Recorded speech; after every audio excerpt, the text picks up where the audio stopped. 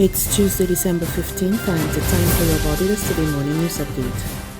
Investigations are underway into a fatal shooting that occurred at Millers Road, Farm Road, St. Peter last night. Police responded to a report of gunshots being heard around 9:40 p.m. and on arrival discovered the body of a man lying in a pathway. He was pronounced dead at the scene.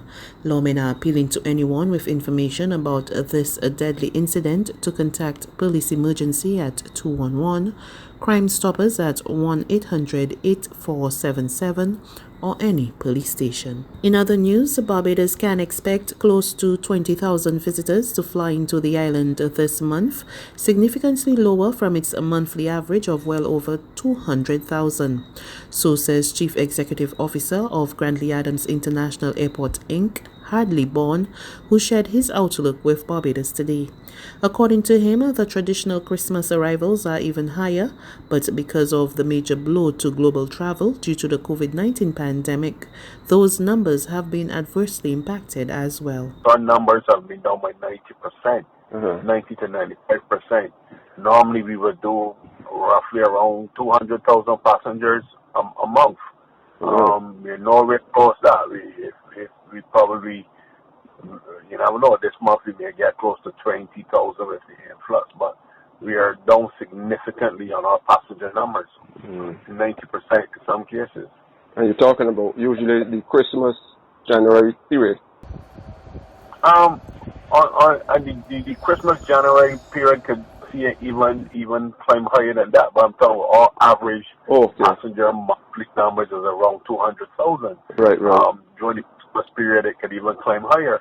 Meanwhile, Tourism and International Transport Minister Senator Lisa Cummins says this weekend's staging of a small business expo at the airport as a means of boosting revenue for the smaller retailers who have been dealt a heavy blow by the pandemic.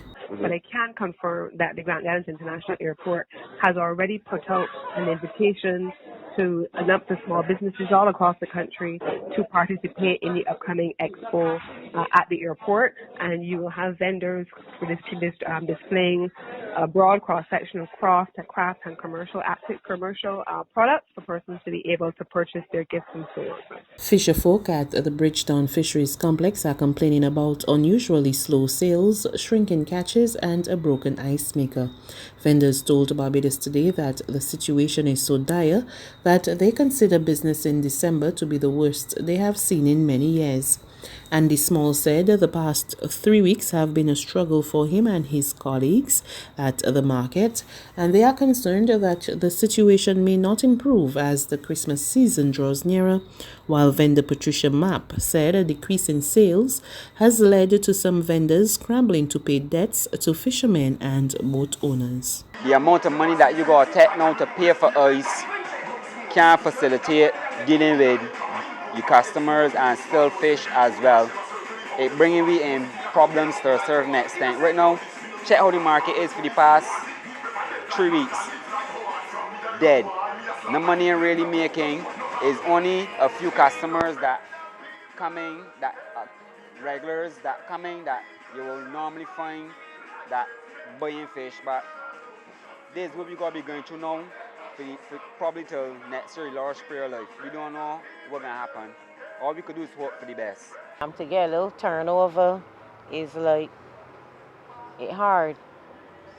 Then you got fish to pay for, and then people is got doubt. You understand that you're just like taking the fish and ain't paying for fish. It's in the ice machine they don't know from Saints sometime in November. This is almost 6 weeks, or I think about that the ice machine is down. So we find it a struggle trying to get ice. Sometimes they buy like $300 a week in ice, and in 3 weeks' time, that's $900. That's money out of your profits. Then you got people to pay out of it, and they think that is impossible, that it ain't nothing that can happen. You just want that fish and don't want to pay for it, but that is their thing. There's an appeal for authorities to listen to this nation's children who are asking for the days of face-to-face classroom teaching to return.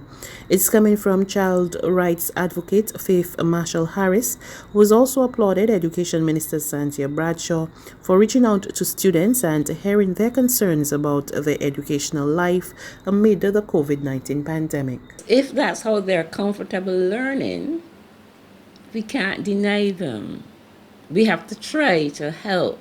And I know that a lot of them will want to do this given the calls I've had and others have had, because they're not comfortable in the the domestic space, on the devices. And in fact, the fact that they said that, it really encourages me, you see, because they're interested in learning, and that's good. There's regional and international news after this short break.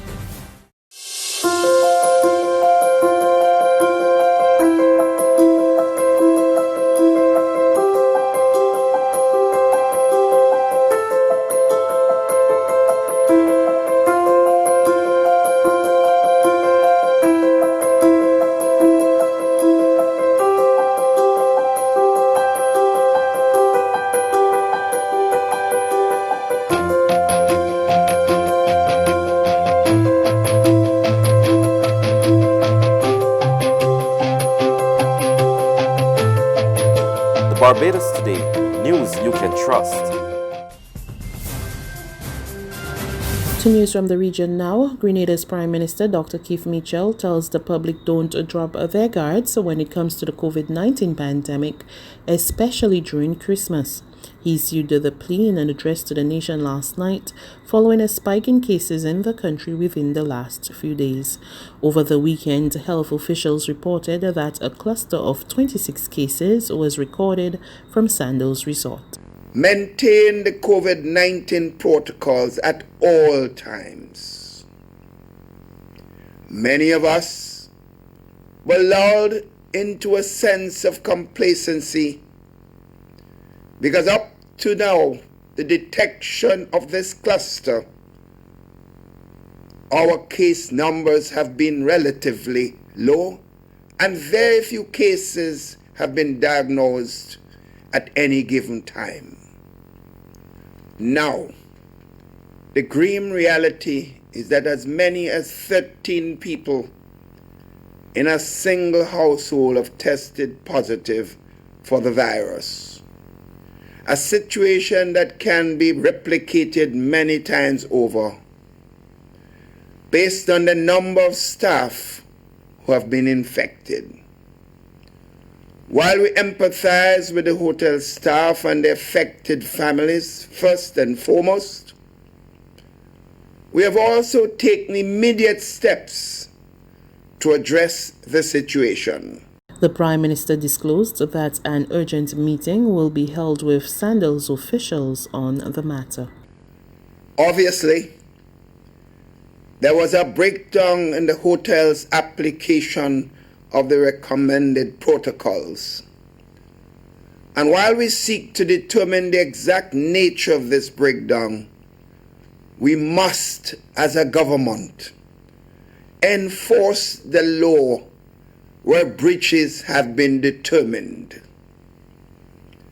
We have already committed to revisiting the protocols under which hotels operate to ensure that all necessary measures are taken to protect the health and safety of employees. As the Ministry of Health continues to spearhead our valiant efforts to keep Grenada safe, I encourage all citizens and members of the business community to continue working in partnership with government in the fight against this novel coronavirus. And finally, President-elect Joe Biden has renewed his campaign promise to be a president for all Americans. It came in an address after electors nationwide cast votes affirming his victory in the recent election. He also knocked President Donald Trump for threatening the country's core principles of democracy. You know, in this battle for the soul of America, democracy prevailed. We, the people, voted. Faith in our institutions held.